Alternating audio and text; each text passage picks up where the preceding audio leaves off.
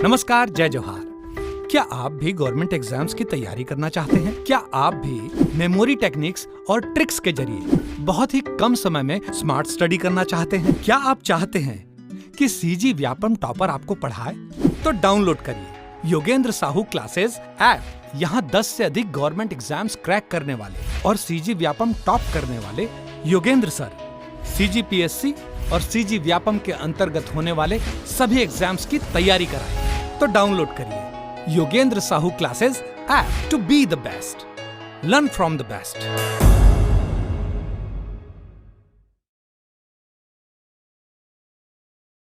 कोई भी सपना साकार करने के लिए सबसे जरूरी है सही कोच का होना। चुनिए Yogendra Sahu classes first rank को और करे अपने सीजी व्यापम सीजीपीएससी का सपना साकार। Download the app now. नमस्कार दोस्तों, स्वागत है आपका योगेंद्र साहू ऑनलाइन क्लासेस में। पिछले क्लास में हमने नल वंश के बारे में कुछ ओवरव्यू देखा था। इसके कुछ इंपॉर्टेंट जो पॉइंट्स हैं उनके बारे में जानकारी प्राप्त की थी। आज हम इसके प्रमुख शासकों के बारे में पढ़ेंगे। अगर आपने पिछला लेक्चर नहीं देखा है तो उस लेक्चर को जाकर जरूर देखिएगा, क्योंकि उसमें मैंने बेसिक जानकारी बता दी थी। आज हम केवल प्रमुख शासकों के बारे में ही डिस्कस करेंगे, क्योंकि ये बहुत ही इम्पॉर्टेंट राजवंश है। इस वजह से मैंने इसे थोड़ा डिटेल में पढ़ाया, इसलिए 2 वीडियो से बन रहे हैं, तो आप भी इसे पूरा देखिएगा। ठीक, तो फिर देखते हैं नल वंश के प्रमुख शासक कौन कौन से। तो मैंने शुरू में आपको याद कराया था कि नल वंश, नल के पास शिशु लोग जो रहते हैं पानी से खेलने के लिए उत्सुक रहते हैं बचपन में, तो लोग नल के पास बार बार जाते हैं। तो शिशु उनका क्या है, संस्थापक है।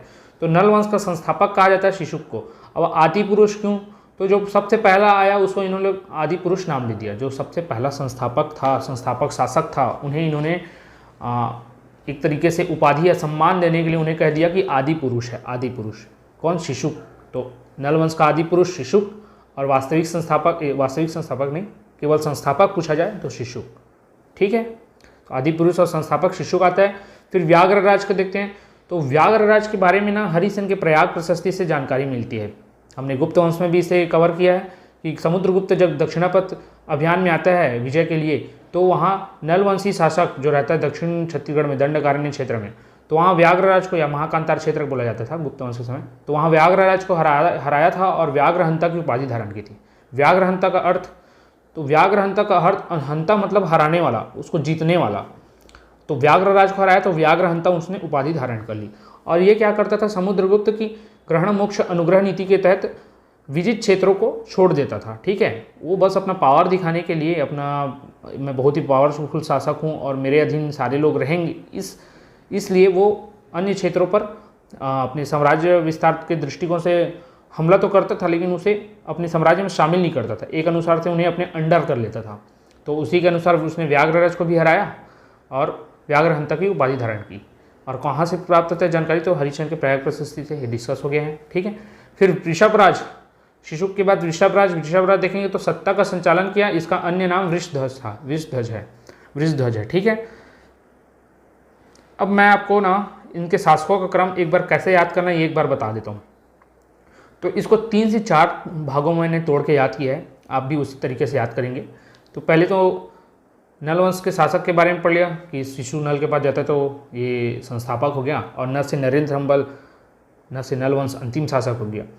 फिर शिशुक के बाद जब लगातार देखेंगे 3 शासक, तो वाह से याद करना आप। व्याघ्रराज, ऋषभराज और वराहराज। वाह से व्याघ्र, ऋषभ, फिर वराह। कैसे याद करेंगे? व्याघ्र मतलब समझ लो बाघ पहले, फिर ऋषभ, उसके बाद वराह।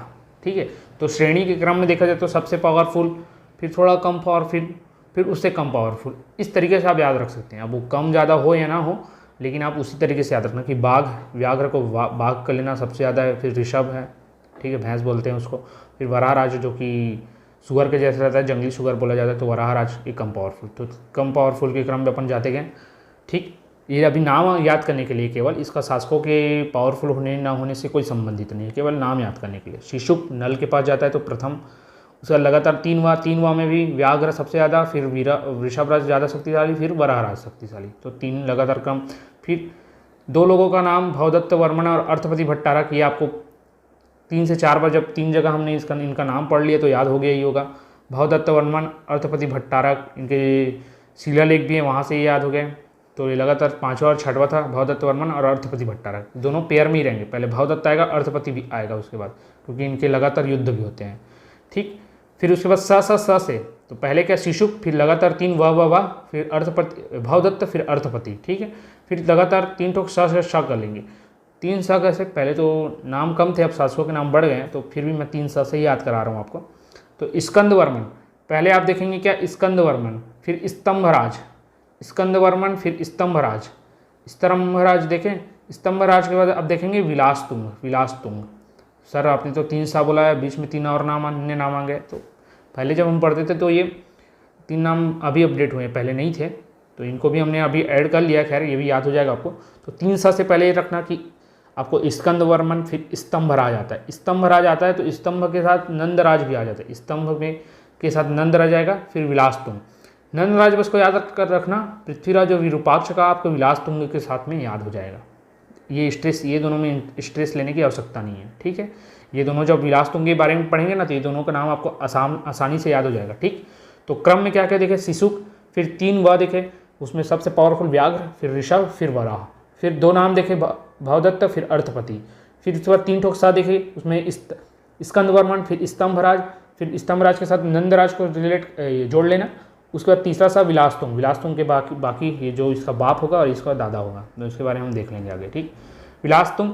और अंतिम शासक के रूप में हम देखते थे कि नरेंद्र थंबल था, नरेंद्र थंबल था। अब ये अन्य 2 शासक आ गए, तो इसके भी याद रख लेना कि पृथ्वी व्याघ्र और भीमसेन देव, भीमसेन देव, पृथ्वी व्याघ्र और भीमसेन देव। तो विलासतुंग, तो जो विलासिता की जीवन जीता है वो कहाँ जाता है, आखिरी में मिट्टी में मिल जाता है। मिट्टी कहाँ, पृथ्वी, तो पृथ्वी व्याघ्र हो गया। ठीक है, पृथ्वी व्याघ्र।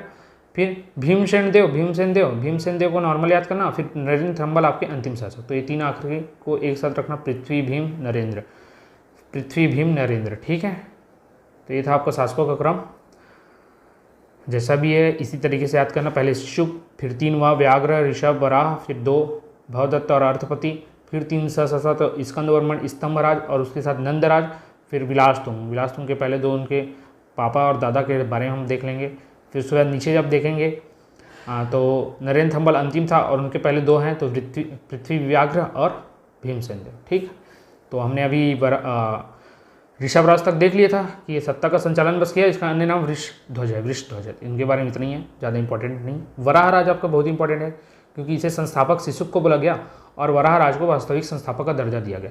तो वराह राज को वास्तविक संस्थापक कहा जाता है, नलवंश का वास्तविक संस्थापक क्यों कहा जाता है? तो अब देखिए, जो भी पावरफुल शासक होगा, जो अपना साम्राज्य विस्तार करेगा और स्थायी रूप से उस क्षेत्र में शासित हो जाएगा, स्थायी रूप से उसका शासन क्षेत्र निर्धारित हो जाएगा और वो आगे शासन करेगा, तो फिर उसी में हम देखते हैं उसे वास्तविक संस्थापक के नाम में जाना जाता है। तो वराह राज को बोला जाता है वास्तविक संस्थापक।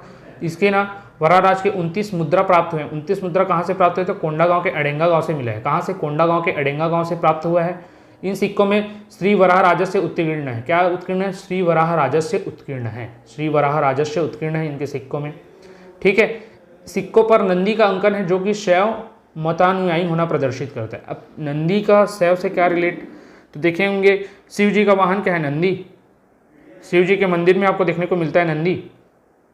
तो इनके सिक्कों में जब नंदी का अंकन है तो इससे सिद्ध हो जाता है कि ये शैव धर्म के अनुयायी रहे होंगे। तो यही बताया जाता है। ठीक है, तो और अधिकतर आप देखेंगे कि नलवंशी जो शासक है शैव धर्म को मानने वाले हैं। केवल विलासतुंग जो आएंगे वो आपके वैष्णव धर्म को मानने वाले होंगे। तो ये देखेंगे हम लोग। तो वराह राज हो गया। क्या वराह रूप है विष्णु का, लेकिन पूजा किसकी करते हैं? शिव की। तो आपने अगर पौराणिक कथाएं देखे होंगे तो विष्णु जी शिव की आराधना करते हैं और जो शिव जी हैं विष्णु की आराधना करते हैं। तो वहाँ से भी रिलेट हो जाएगा। वराह विष्णु का रूप है, लेकिन शिव की आराधना करते हैं, तो शैव धर्म का अनुयायी है। ठीक, 29 सिक्के मैंने बता दिया था। वास्तविक संस्थापक कैसे है बता दिया। अब जो 29 सिक्के स्वर्ण सिक्के चला रहे भैया, जिसके पास पैसा है, तो वही वास्तविक संस्थापक हो गया। ऐसे रिलेट कर लेंगे। फिर युद्ध। इनके वैभव से प्रभावित होकर वाकटक वंशीय शासक नरेंद्र सेन ने इसे पराजित कर कुछ स्थानों पर अधिकार कर लिया था। अभी जो नरेंद्र सेन आ रहे हैं ना, तो ये नरेंद्र सेन कुछ स्थानों पर ना वराह राज के शासन करना चालू कर देता है। ठीक है, शासन करना चालू कर देता है। तो फिर इसका बदला तो उसका बेटा लेगा भावदत्त वर्मन। तो ये भावदत्त वर्मन के बारे में हम जब देखेंगे रिद्धिपुर शिलालेख। अब यहाँ पर युद्ध का नाम आया तो मैं युद्ध से आपको रिलेट कराते चलता हूँ। तो वराह राज जब आया तो वराह राज के बाद कौन आएगा? भावदत्त वर्मन, उसका पुत्र। अब वराह राज को किसने हराया था? नरेंद्र सेन ने, और उसे कुछ क्षेत्रों पर अधिकार स्थापित कर लिया था। तो भावदत्त वर्मन क्या करता है कि अब नरेंद्र सेन पर आक्रमण करता है और उसकी राजधानी पुष्करी को तहस नहस कर देता है। पुष्करी बोलता हूँ, माफ़ कीजिएगा, पुष्करी तो इनकी राजधानी थी। नंदीवर्धन को तहस नहस कर देता है, नंदीवर्धन को तहस नहस कर देता है। नंदीवर्धन जो कि वाकाड़ा वंश की राजधानी हुआ करती थी, जिसके शासक थे नरेंद्र सेन, तो भवदत्त वर्मन उनको हराता है। कैसे रिलेट किया? नरेंद्र सेन ने बताया अभी कि वराह की कुछ क्षेत्रों को छीन लिया था, तो उसका बेटा आया भवदत्त वर्मन। इसने क्या किया? नरेंद्र सेन के पास गया, हमला किया, युद्ध किया, उसे हराया और उसकी राजधानी नंदीवर्धन को तहस नहस कर दिया। ठीक है, तो ये था। और इसके बारे में जानकारी कहाँ से प्राप्त होती? तो रिद्धिपुर अभिलेख से प्राप्त होती है। रिद्धिपुर अभिलेख से इसके बारे में जानकारी प्राप्त होती है, हमने देखा था। फिर अब जब ये क्षेत्र को जीत लेता है तो इसके ना लोगों के द्वारा भट्टारक की उपाधि मिलती है। भट्टारक की उपाधि मिलती है, लेकिन ये ना इस उपाधि को ग्रहण नहीं करता है। इस उपाधि को ग्रहण इसका बेटा करता है, जो इसका बड़ा पुत्र होता है अर्धपति, वो इस उपाधि को धारण करते हैं, इसलिए उसके नाम को अर्धपति भट्टारक के नाम से पुकारा जाता है। ठीक है, तो उपाधि इसके अलावा क्या थी? तो महाराज, इनकी उपाधि महाराज थी। ठीक है, ताम्रपत्र रिद्धिपुर अभिलेख प्राप्त हुआ, रिद्धिपुर शिलालेख या रिद्धिपुर अभिलेख प्राप्त हुआ है, रिद्धिपुर। ठीक है, इसमें बीजापुर क्षेत्र में इनके बीजापुर क्षेत्र से इनका शासन का जानकारी मिलता है। और रिद्धिपुर अभिलेख तो हमने देखा था कि महाराष्ट्र क्षेत्र में देखने को मिलता है। ठीक है, अमरावती क्षेत्र में। साम्राज्य विस्तार कहाँ तक था? तो बरार से कोरापुट उड़ीसा क्षेत्र, बरार आपका महाराष्ट्र क्षेत्र, बरार से कोरापुट क्षेत्र तक था। ठीक, स्वर्ण सिक्के देखेंगे तो कोंडागांव के अड़ंगा से प्राप्त हुए थे। इनका एक सिक्का प्राप्त हुआ था भवदत्त वर्मन का, जिसमें लिखा हुआ था श्री भवदत्त राजस्य उत्कीर्ण। श्री भवदत्त, जैसे वराह राज का श्री वराह राजस्य उत्कीर्ण, वैसे इसी प्रकार इनका श्री भवदत्त राजस्य उत्कीर्ण। विजय अभियान में देख लिए थे हम। पत्नी कौन थी? तो पत्नी थी इनकी अचाली भट्टारिका। अचाली भट्टारिका इनकी पत्नी थी। इनके दो पुत्र हुए, अर्थपति और स्कंद वर्मन। तो अर्थपति ने भट्टारक की उपाधि को धारण कर लिया और अर्थपति भट्टारक के नाम से जाना गया। ठीक है, और स्कंद वर्मन आगे आएगा, जो इसका कनिष्ठ पुत्र रहेगा। किसका? भवदत्त वर्मन का पुत्र रहेगा। ठीक, तो अब ये तो भवदत्त वर्मन के बारे में हमने देख लिया। मैं इसे बार बार रिपीट नहीं कर रहा हूँ, आप 1 से 2 बार इस वीडियो को जरूर देखिएगा, नहीं तो वीडियो लंबा होता जाएगा। तो इस वजह से मैं इसे रिपीट में आपको याद नहीं करा रहा हूँ। ठीक है, आप पॉज कर करके पीछे ले लेके आप इसे 2 से 3 बार सुनिएगा।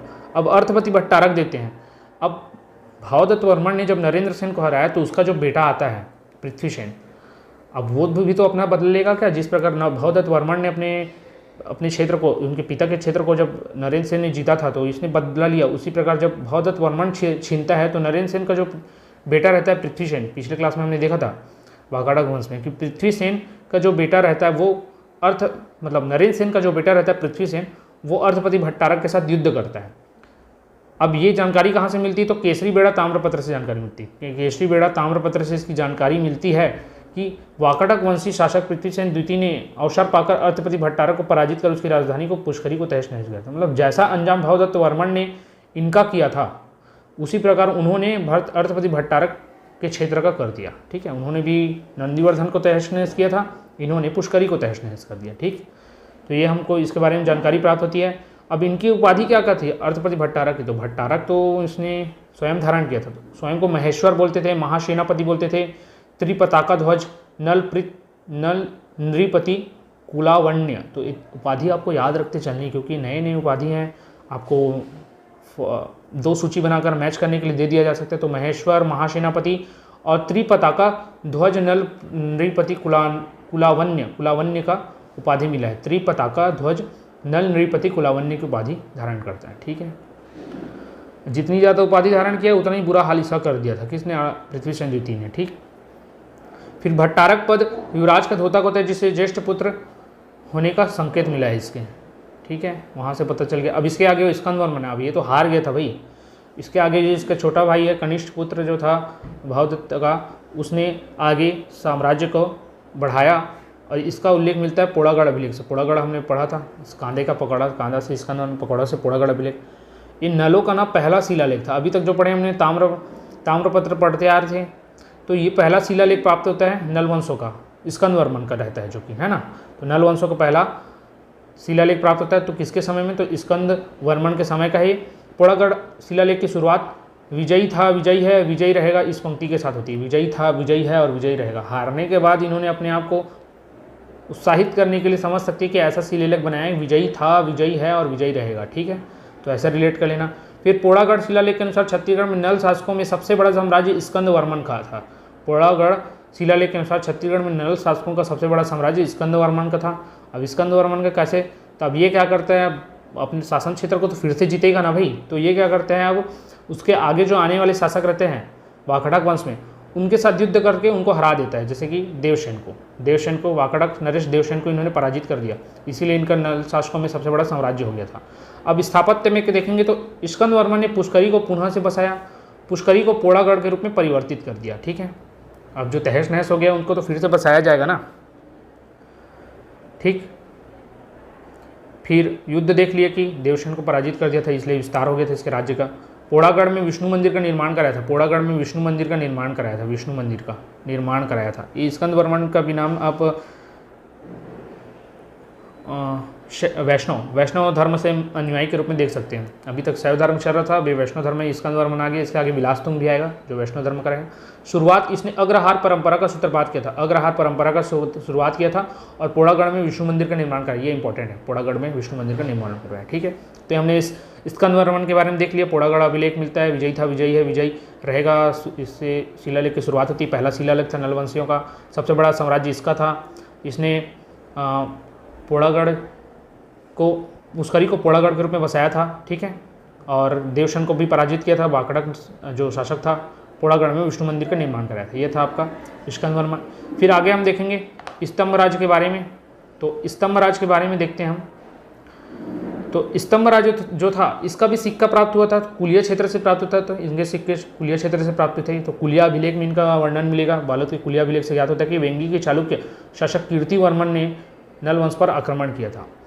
अब स्तंभ राज जो है उसने बताया कि अपने जो कुलिया अभिलेख में है, जो चालुक्य शासक थे कीर्तिवर्मन, चालुक्य जो शासक थे कीर्तिवर्मन प्रथम ने, उन्होंने नल वंश पर आक्रमण किया था, इसके बारे में जानकारी प्राप्त होती है। स्तंभ राज के साथ मैंने बोला था नंद राज को याद करना, तो नंद राज के बारे में क्या है, तो इनके शासनकाल में भी चालुक्यों का आक्रमण हुआ था, कीर्तिवर्मन ने आक्रमण किया था, ये इनके बारे में भी जानकारी मिलती है। तो नंद राज और स्तंभ राज एक ही जैसे हैं, दोनों के शासन काल में चालुक्यों का आक्रमण हुआ, और चालुक्य शासक कौन, तो कीर्तिवर्मन प्रथम के द्वारा ही। ठीक है, ये था। फिर पृथ्वीराज और विरूपाक्ष को मैंने बोला था कि विलासतुंग से रिलेट हो जाएगा, कैसे रिलेट हो जाएगा ये देखते हैं। तो जो पृथ्वीराज और विरूपाक्ष है ना, वो इनके संबंधी है। किस प्रकार से, तो जब विलासतुंग का हम शिलालेख देख रहे थे तो राजिम शिलालेख के बारे में मैंने आपको बताया था, राजिम शिलालेख प्राप्त होता है। यह शिलालेख छत्तीसगढ़ के प्राचीन इतिहास की जानकारी मिलता है, यहाँ से इस शिलालेख छत्तीसगढ़ के प्राचीन इतिहास की जानकारी मिलती है, ये भी बताया मैंने। अब यहाँ से जब प्राप्त होता है ना, तो ज़रूरी है, अब मैं हूँ तो मैं अपने पापा के बारे में, अपने दादा के बारे में कुछ ना कुछ तो जानकारी दूंगा, तो उसी के अनुरूप विलासतुंग जो है, विलासतुंग भी अपने पिता विरूपाक्ष और अपने पितामह पृथ्वीराज के विषय में जानकारी देता है। तो ये राजिम शिलालेख से ही इसका उल्लेख आता है। ठीक है, तो राजिम शिलालेख में आपके विरूपाक्ष जो इनके पिता थे और पृथ्वीराज जो इनके पितामह थे, वहाँ पर इनका उल्लेख मिलता है। तो इससे संबंधित है, उनके पितामह थे तो उनके पहले इन्होंने शासन किया होगा, इसलिए इनके पहले इनका नाम आता है। ठीक है, ये क्लियर हो गया। अब ये मैंने शुरू में बताया था कि ये वैष्णव धर्म के अनुयायी हैं, तो यहाँ लिखा हुआ है विलासतुंग वैष्णव धर्मावलंबी थे, जबकि नल वंश के अन्य शासक शैव अनुयायी थे। अभी जैसे पोड़ागढ़ में देखा, स्तंभ राज ने पोड़ागढ़ में विष्णु मंदिर का निर्माण कराया, तो वहाँ से उनके बारे में जानकारी मिलती है कि वो भी वैष्णव धर्म से संबंधित थे। बट यहाँ पर लिखा होगा कि अन्य शासक शैव अनुयायी थे, तो ये आप ले सकते हैं। ठीक है, ये भी आपको ध्यान में रखना है। अब आगे देखेंगे तो इनसे संबंधित विलासतुंग का तो राजिम शिलालेख हो गया, इन्होंने राजीव लोचन मंदिर का भी निर्माण कराया, ये भी जानकारी प्राप्त होती है। राजीव लोचन मंदिर का कब, तो 700 से 725 ईस्वी में। स्थान का राजिम गरियाबंद क्षेत्र में विलासतुंग द्वारा अपने स्वर्गवासी पुण्याभिवृद्धि तथा उनकी स्मृति को अक्षुण्ण बनाए रखने के लिए इस मंदिर का निर्माण कराया गया था। अब ये सब क्या है वो तो छोड़ दीजिए आप, राजिम का मंदिर का निर्माण कराया, इतना बस याद रखना। कौन सी भगवान की मूर्ति है, तो भगवान विष्णु की है। शैली कौन से, तो पंचायतन शैली में किया गया है। शैली आपको पूछ सकता है, पूछा भी गया है, तो पंचायतन शैली आपको याद रखना है। राजीव लोचन मंदिर की शैली कैसी है, पंचायतन शैली है। भगवान कौन है, तो विष्णु है। और यहाँ आपको याद रखना कि प्रसाद के रूप में पीढ़िया दिया जाता है, पूछ सकते हैं ना। तो राजीव लोचन मंदिर में कौन सा प्रसाद दिया जाता है, तो पीढ़िया का प्रसाद दिया जाता है, याद रखना। अब इसका जीर्णोद्धार किसने कराया था, तो कलचुरी शासक पृथ्वीदेव द्वितीय के सेनापति जगतपाल के द्वारा इसका जीर्णोद्धार कराया गया था। जीर्णोद्धार में हम क्या देखेंगे कि कलचुरी शासक पृथ्वीदेव द्वितीय के सेनापति जगतपाल के द्वारा इसका जीर्णोद्धार कराया गया था। किसका, राजीव लोचन मंदिर का। अब इतने पुराने समय बना है तो टूट फूट जाएगा, तो आगे वाले जो शासक रहेंगे वो इनका जीर्णोद्धार कराएंगे। तो कलचुरी शासक पृथ्वीदेव द्वितीय के द्वारा के सेनापति के द्वारा, जगतपाल जो रहता है उसके द्वारा इसका जीर्णोद्धार कराया गया। इंपॉर्टेंट पॉइंट है, आपको याद रखना है। फिर इन्होंने और भी मंदिर का निर्माण कराया, वैष्णव धर्म से संबंधित है तो राम मंदिर का भी निर्माण कराया। कलचुरी शासक पृथ्वीदेव के सेनापति के द्वारा निर्माण कलचुरी काल के समय में भगवान के नैवेद्य हेतु शामल्य नामक ग्राम को दान में दे दिया गया, दान का प्रदान किया। तो ये याद रखना कि राम मंदिर का भी निर्माण हुआ है कहाँ, राजीलोचन मंदिर के समीप में। राम मंदिर का जो निर्माण है वो विलासतुंग ने नहीं कराया, ये जगतपाल ने करवाया है, ठीक है, याद रखना। इसका जब जीर्णोद्धार कराया तो उसके साथ में एक अन्य मंदिर का निर्माण कराया जो राम मंदिर था, ठीक। समकालीन विलासतुंग के समकालीन पांडु वंशी शासक महाशिवगुप्त बालार्जुन थे। महाशिवगुप्त बालार्जुन ये बहुत ही फेमस शासक है, आगे हम देखेंगे पांडुवंशी शासकों में, ठीक है। तो ये जो थे इस विलासतुंग के समकालीन थे, विलासतुंग के समकालीन थे, ये आपको याद रखना है। फिर पृथ्वी व्याघ्र, भीमसेन देव और नरेंद्र थंबल। तो पृथ्वी व्याघ्र के बारे में ज़्यादा कुछ नहीं है। तो पल्लव शासक नंदीवर्धन के उदयेंद्रियन दान पत्र से ज्ञात होता है कि विलासतुंग के पश्चात पृथ्वी व्याघ्र नामक राजा ने उत्तराधिकार प्राप्त किया था। तो विलासतुंग के बाद पृथ्वी व्याघ्र आएगा, विलासतुंग के बाद क्या कौन आएगा, पृथ्वी व्याघ्र आएगा, पृथ्वी व्याघ्र आएगा, ठीक है। पृथ्वीराज का बेटा था विरूपाक्ष, पृथ्वीराज का बेटा विरूपाक्ष, विरूपाक्ष के बारे में विलासतुंग के राजीव मबलिक से इन तीनों के बारे में जानकारी मिलती है। फिर उनके आगे के बारे में ना जो नंदीवर्धन, पल्लव शासक नंदीवर्धन थे ना, उनके दान पत्र से ये ज्ञात होता है कि विलासतुंग के पश्चात पृथ्वी व्याघ्र नल राजा ने उत्तराधिकार प्राप्त किया था नलवंशी शासकों में। फिर भीमसेन देखेंगे, भीमसेन देव, इसके बारे में हमने 2 ताम्रपत्र पढ़े थे जो कि इंपॉर्टेंट है, एक पड़िया पाथर और गुंजाम ताम्रपत्र। ये दोनों उड़ीसा क्षेत्र से संबंधित था, ये याद रखना है। और इन्होंने भीमपुर नगर बसाया था, तो इनके बारे में इतना ही है। भीमपुर नगर बसाया, 2 ताम्रपत्र है जो कि मैंने आपको बता दिया है, गुंजाम और पड़िया पाथर। फिर नरेंद्र थंबल, ये नल वंश का अंतिम शासक था, नल वंश का अंतिम शासक था। तो ये था आपके नल वंशों का कालक्रम शासकों का। इसे आप 1 से 2 बार जरूर देखिएगा, वीडियो ज़्यादा लंबा हो रहा है इस वजह से मैं आपको रिपीट नहीं करा रहा हूँ। तो आप अपने से इसे 2 से 3 बार जरूर रिपीट करके देखिएगा। अगर पर्टिकुलर किसी शासकों के बारे में इंपॉर्टेंट है बोला है मैंने, तो आप उसको रिवर्स कर करके देख सकते हैं, ठीक है। अब इसमें कुछ इंपॉर्टेंट पॉइंट यहाँ दे दिए गए हैं कि नल का वंश का अंत कलचुरियों के द्वारा किया गया, नल वंश का अंत कलचुरियों के द्वारा किया गया है, याद रखना। राजिम में प्राप्त अभिलेख से ज्ञात होता है कि नल वंश का प्रारंभ नल नामक राजा से हुआ था, जैसे मैंने शुरुआत में बताया। विलासतुंग तथा उनके पूर्वजों को नल वंश कहा गया, ठीक है, ये तो वहाँ से रिलेट है राजिम शिलालेख से। फिर नल शासक भवदत्त वर्मा ने उनके वंशजों ने राजधानी पुष्करी से शासन किया था, ये भी हमने डिस्कस कर लिया है, ठीक। तो ये था आपके शासकों का क्रम, बहुत ही इंपॉर्टेंट राजवंश है और बहुत ही इंपॉर्टेंट शासक है। यहाँ आपके युद्ध भी देखने को मिलेंगे, ताम्रपत्र, मंदिर सब देखने को मिलेंगे, तो आपको याद रखना है, ठीक। 2 से 3 बार देखिएगा, आग्रह है आपसे। और आज के वीडियो में इतना ही। अगर आपको किसी प्रकार के डाउट आते हैं तो आप हमें कमेंट करके जरूर बताइएगा। फिलहाल के लिए धन्यवाद।